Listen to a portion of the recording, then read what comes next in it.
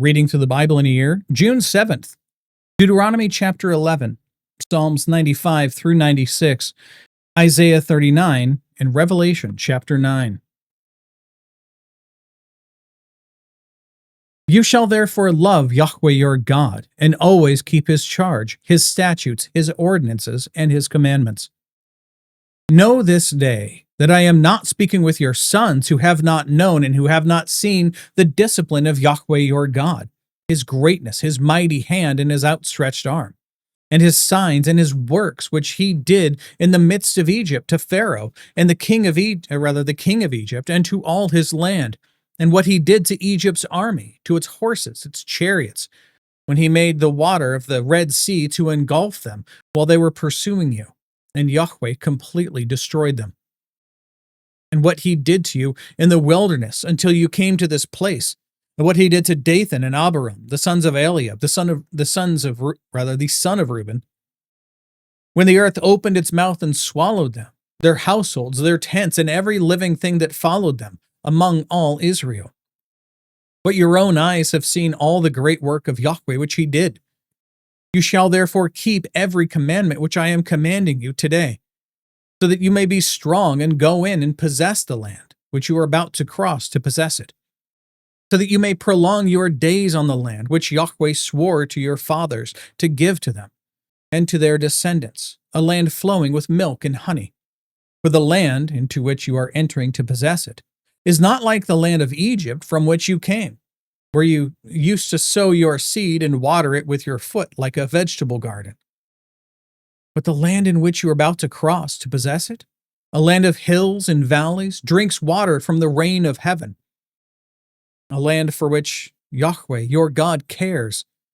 The eyes of Yahweh your God are always on it, from the beginning even to the end of the year.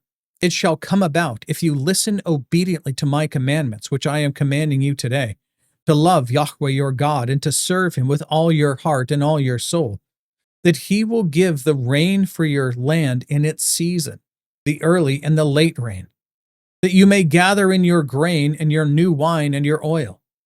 And he will give grass in your fields for your cattle, and you will eat and be satisfied. Beware that your hearts are not deceived, and that you do not turn away and serve other gods and worship them, or the anger of Yahweh will be kindled against you, and he will shut up the heavens, so that there will be no rain, and the ground will not yield its fruit, and you will perish quickly from the good land which Yahweh is giving you. You shall therefore impress these words of mine on your heart and on your soul, and you shall bind them as a sign on your hand, and they shall be as frontals on your forehead, or frontlets, that's another term. You shall teach them to your sons, talking of them when you sit in your house, and when you walk along the road, and when you lie down, and when you rise up. You shall write them on the doorposts of your house and on your gates, so that your days and the days of your sons may be multiplied on the land which Yahweh swore to your fathers to give them, as long as the heavens remain above the earth.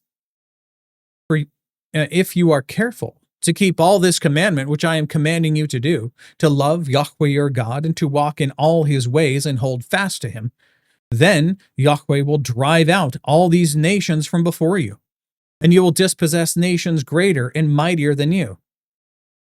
See how this is it's a covenant of works? If you keep my commandments and all that I've commanded you, then I will do these things for you. This is not like the covenant of grace.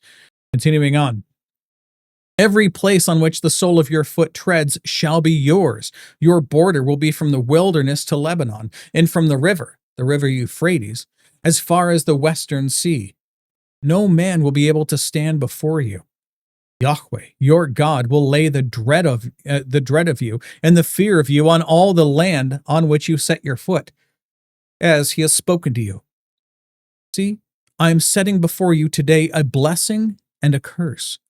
The blessing, if you listen to the commandments of Yahweh your God, which I am commanding you today, and the curse, if you do not listen to the commandments of Yahweh your God, but turn aside from the way which I am commanding you today, by following other gods which you have not known.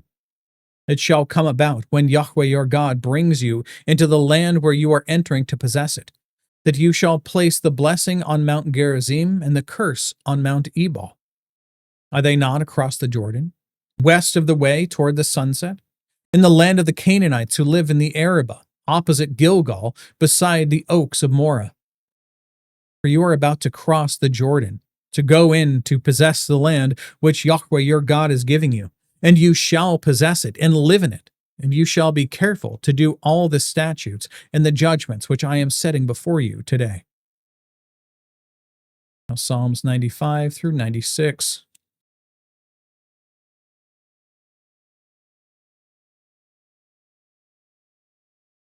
Oh, come, let us sing for joy to Yahweh.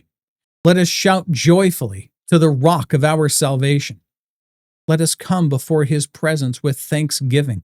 Let us shout joyfully to him with psalms. For Yahweh is a great God, and a great King above all gods, in whose hand are the depths of the earth. The peaks of the mountains are his also. The sea is his, for it was he who made it, and his hands formed the dry land.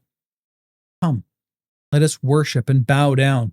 Let us kneel before Yahweh, our Maker, for he is our God, and we are the people of his pasture and the sheep of his hand.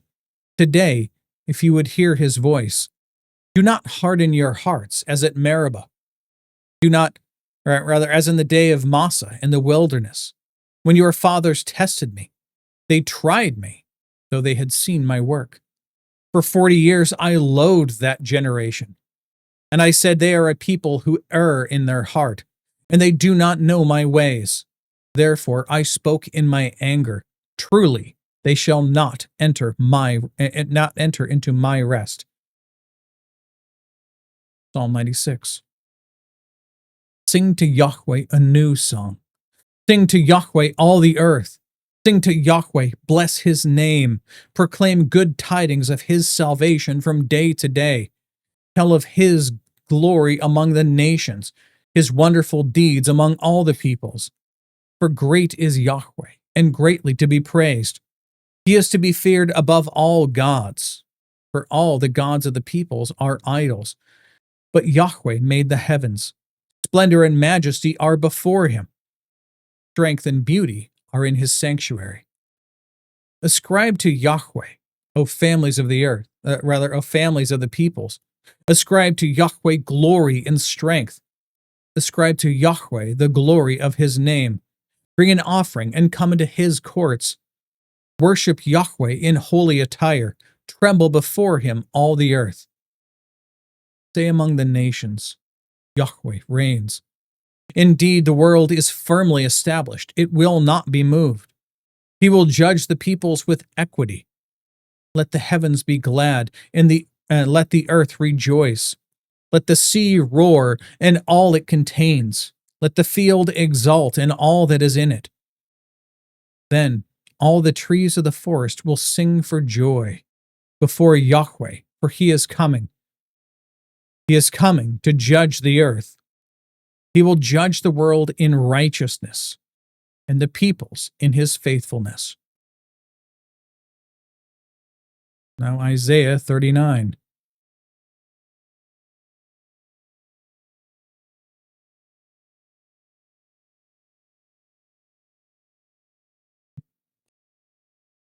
At that time, Merodach-Baladan, the son of Baladan, king of Babylon, sent letters and a present to Hezekiah, for he had heard that he had been sick, and that he had recovered.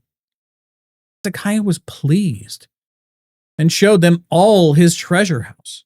He's thinking, I must be famous, that these other kingdoms are sending people to come and see how I'm doing.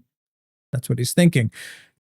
So he's bragging to them. He's showing them all his treasure house, the silver and the gold and the spices and the precious oil and his whole armory and all that was found in his treasuries. There was nothing in his house, nor in all his dominion, that Hezekiah did not show them.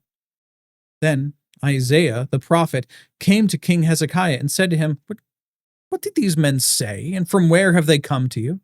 And Hezekiah said, They have come to me from a far country, from Babylon. And he said, And what have they seen in your house? So Hezekiah answered, "They have seen all that is in my house. There is nothing among my treasures or my treasuries that I have not shown to them." Then Isaiah said to Hezekiah, "Hear the word of Yahweh of hosts. Behold, the days are coming when all that is in your house and all that your fathers have laid up in store to this day will be carried to Babylon. Nothing will be left, says Yahweh. And some of your sons who will issue from you, whom you will beget, will be taken away, and they will become officials in the palace of the king of Babylon."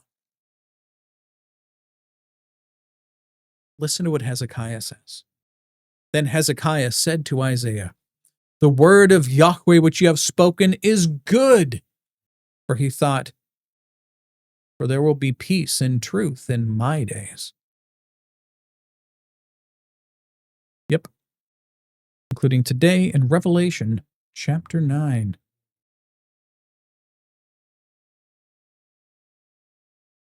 Then the fifth angel sounded, and I saw a star from heaven, which had fallen to the earth, and the key of the bottomless pit was given to him. And he opened the bottomless pit, and smoke went up out of the pit like the smoke of a great furnace, and the sun and the air were darkened by the smoke of the pit. Then out of the smoke came locusts upon the earth, and power was given to them, as the scorpions of the earth have power. They were told not to hurt the grass of the earth, nor any green thing, nor any tree. That's what locusts typically go after. But only the men who do not have the seal of God on their foreheads. And they were not permitted to kill anyone, but to torment for 5 months. And their torment was like the torment of a scorpion when it stings a man. And in those days men will seek death and will not find it. They will long to die, and death flees from them. The appearance of the locusts was like horses prepared for battle, and on their heads appeared to be crowns of gold, and their faces were like faces of men, and they had hair like the hair of women, and their teeth were like the teeth of lions. They had breastplates like breastplates of iron, and the sound of their wings was like the sound of chariots, of many horses rushing to battle. They have tails like scorpions, and stings, and in their tails is the power to hurt men for 5 months. And they have as a king over them the angel of the abyss. And his name is in Hebrew is Abaddon, and in Greek he has the name Apollyon. The first woe is past. Behold, 2 woes are still coming after these things. Then the sixth angel sounded, and I heard a voice from the 4 horns of the golden altar which is before God. One saying to the sixth angel who had the trumpet, "Release the 4 angels who are bound at the great river Euphrates." And the 4 angels who had been prepared for the hour, day, month, and year were released, so that they would kill 1/3 of mankind. The number of the armies of the horsemen was 200 million. I heard the number of them. And this is how I saw the vision, this is how I saw in the vision the horses and those who sat on them. The riders had breastplates the color of fire and of hyacinth and of brimstone. And the heads of the horses are the heads of lions, and out of their mouths proceed fire and smoke and brimstone. 1/3 of mankind was killed by these plagues, by the fire and the smoke and the brimstone which proceeded out of their mouths. For the power of the horses is in their mouths and in their tails. For their tails are like serpents and have heads, and with them they do harm.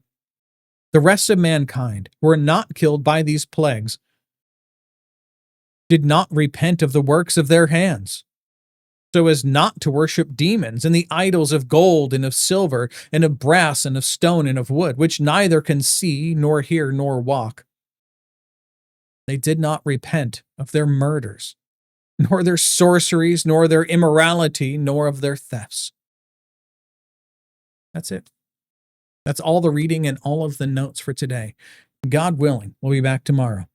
Behold, the word of the Lord.